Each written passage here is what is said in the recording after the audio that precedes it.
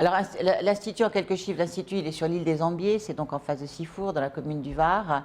C'est une équipe de 13 personnes, dont 5 chercheurs.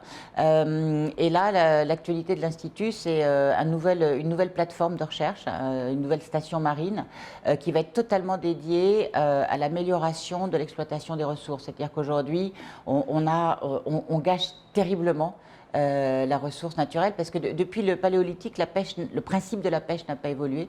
C'est-à-dire qu'on prend, on prend, et on est de plus en plus nombreux à prendre.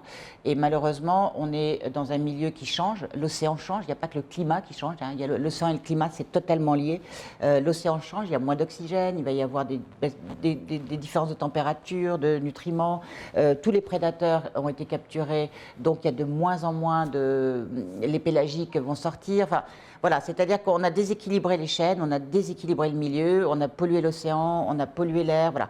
Et malgré tout, on continue à pêcher comme si de rien n'était. Alors qu'il faut savoir qu'une femelle oursin, c'est des millions de larves. La plupart des femelles poissons peuvent faire des centaines de milliers d'œufs.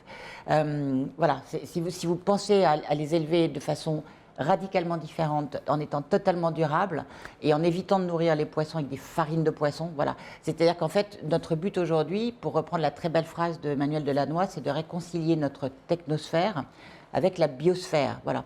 Et pour ce faire, on a besoin de comprendre comment fonctionne la nature. Nous, on va travailler sur plusieurs choses. On va travailler sur justement ce fameux bol alimentaire. Qu'est-ce qu'on donne à manger aux poissons dans les fermes d'élevage? Où est-ce qu'on élève les poissons? Est-ce qu'il faut continuer à élever un seul poisson ou est-ce qu'il faut au contraire recréer l'écosystème? Ça s'appelle l'aquaculture multitrophique, on travaille beaucoup là-dessus. Ça va être de l'ADN environnemental, c'est-à-dire qu'aujourd'hui on peut savoir qui est là, qui n'est pas là en faisant comme les détectives sur une scène de crime. On peut, grâce à de l'ADN environnemental, parce que la plupart des organismes laissent des traces d'ADN dans l'eau.